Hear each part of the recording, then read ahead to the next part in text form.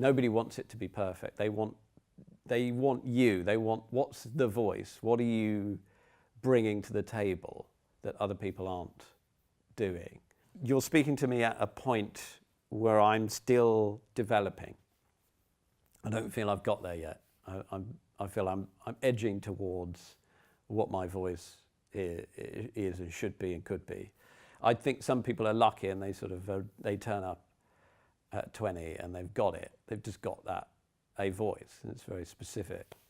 I feel like it's been a bit of a journey, a bit of a mountain for me, sort of climbing towards the marrying of style and content. You know, what are my subjects that I'm obsessing over, and what is the style that marries that content with the play that's being written? I think that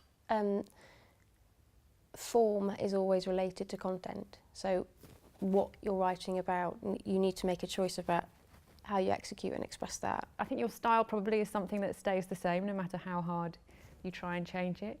In some respects, like every time you start writing, you try and do something completely different. But there are certain things that you keep going back to that keep coming out.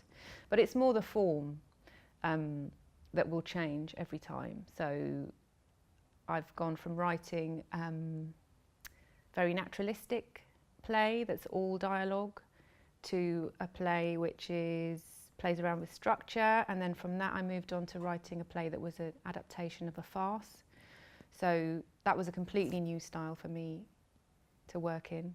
I'm a verbatim playwright. So far in theatre, I've only ever worked very strictly, kind of set myself those rules that the only words you hear on stage are words that I've captured on my tape that have been said by those real people. I think, and I hope, it's surprising for an audience. Their antennae are kind of heightened, I think, after coming to see a verbatim show like that, because they're taught to, or encouraged to really listen and to sort of relish the funny and unusual things that we say that we just take for granted. But I think when it's taken and maybe slightly heightened and polished and just held up for a moment, it can be appreciated for its strangeness and beauty, and so then afterwards people then are listening out a little bit